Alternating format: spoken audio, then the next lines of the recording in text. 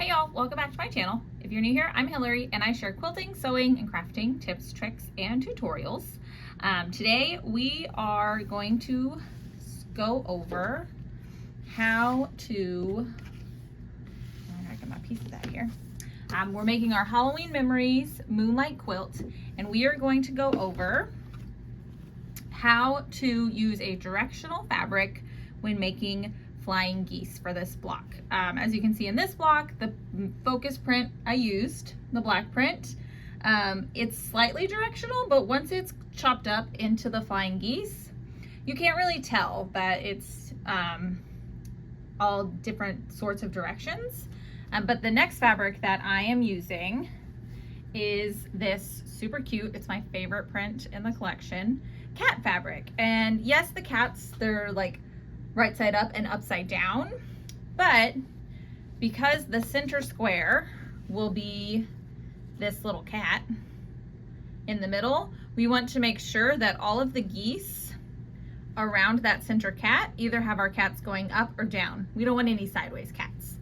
So today I'm going to share a quick tutorial on how to make sure your directional fabrics are going the correct way when making traditional flying geese.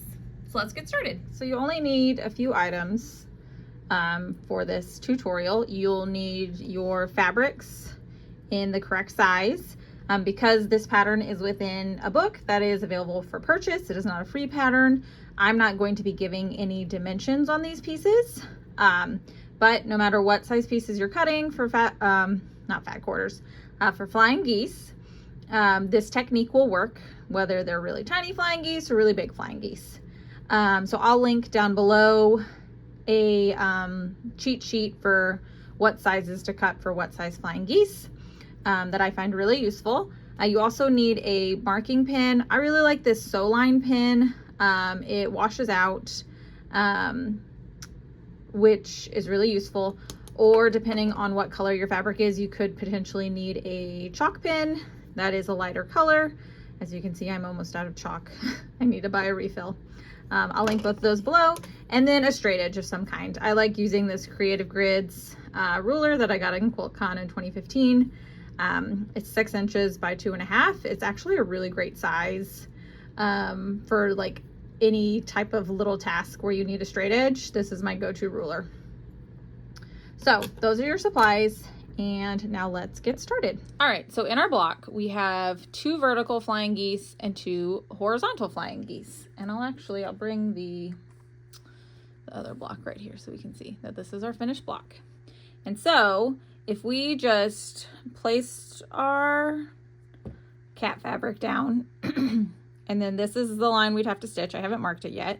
And when we flipped that, our cat would be sideways. And like I said in the intro, we don't want this cat for sure to be sideways, because then this cat and our center cat will be straight up and down. Put him for reference. So we want all of our cats to be facing either up or down. We don't want any of them sideways. So what we need to do, so you see here, this cat is straight up and down right now. We need to rotate that 90 degrees.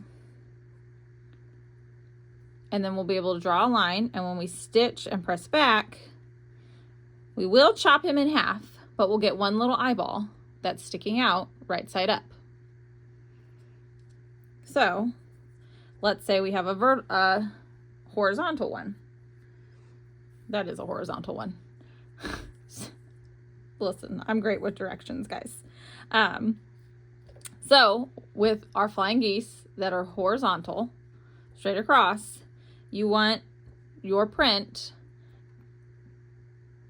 to be perpendicular to how you want it to end up, facing perpendicularly to how you want it to end up. So if you want your directional print to end up and down, it needs to be side to side on your horizontal print. Horizontal geese, not print. So when you flip it, they're right side up. So this cat, we'll put him that direction. When we stitch and then flip him up, he's right side up. For vertical, it's the same thing. All right, so you want your cat, the direction of your print, to be perpendicular to how it should end up. So this cat is sideways right now. If we stitch along that Flying Geese line and then press it back, he's straight up and down. Same thing on this side. We want him, here we'll do him on this side. We want him to be either upside down or right side up, perpendicular, your stitching line corner to corner. So when this gets pressed back, he'll be upside down. And we're okay with upside down in this instance because this print has cats right side up and upside down. So if we get one upside down, that's fine. We just don't want one side to side. So your rule of thumb when you're making your Flying Geese for the direction that you need the print to face on the goose part. Which one's the goose? The big one's the goose. So this is the wing. What are the parts of a flying goose block called? It's a good question. We're going to Google that. So here, again, for this goose, we would stitch here. But wait, you flip it, he's the wrong direction because he needs to be perpendicular. I'll turn him that way. Boom, stitch, and then flip. Just like that. So let's go ahead and get these marked, and I will see you in a bit.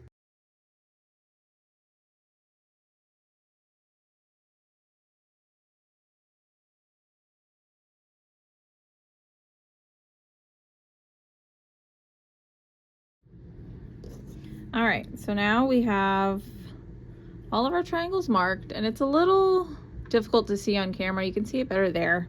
But we have all of our triangles marked. I paired them up each way. Oops. And now we will go sew them together just like traditional Flying Geese. 1/2 at a time, of course, and see our results. All right, and when I am sewing Flying Geese, I need my needle in the middle, and my default stitch length, come on, is 2.4, so I like to drop it down to 1.8 because that's when I use my 1/4 inch stitch. That is the same stitch length. Whoops, not what I wanted. Back to there, please, thank you, and let's drop it down. It's hard to do left-handed. Whoops, too far. Let's switch to right-handed so I have control. All right, 1.8.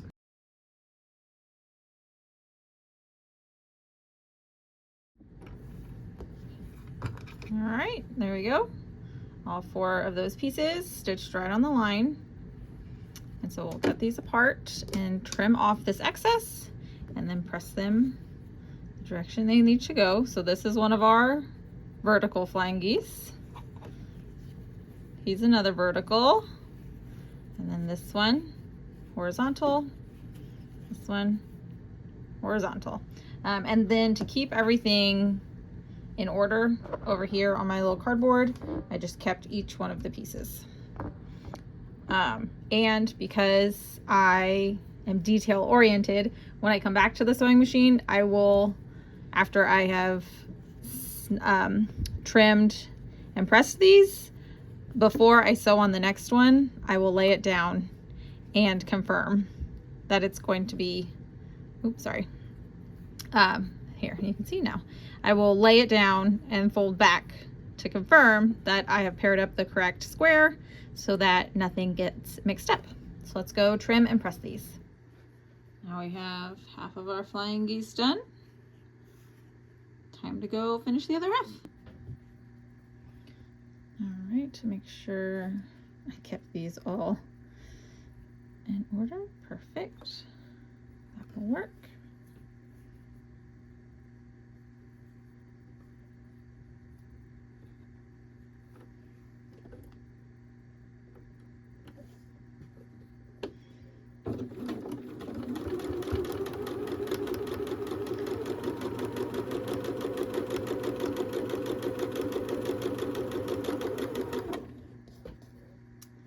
One thing that I told my son and he didn't get it, but it's because he's not driving yet.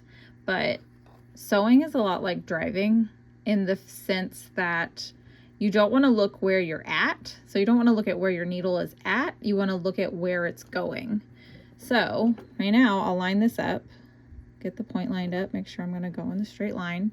And I don't want to watch right here. I want to watch further out. I want to watch where I'm going, and that helps you stay in a straight line easier than watching where your needle is at.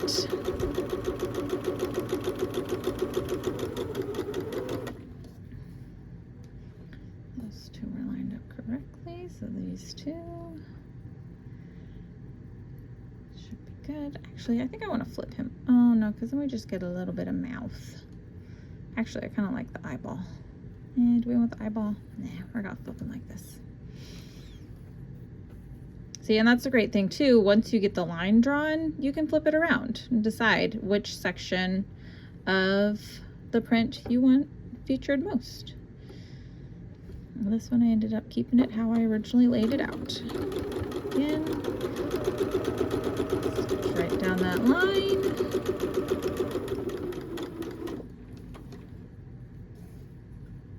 And last one. Oh, we're gonna get sassy cat eyeball in the corner. I love it. All right.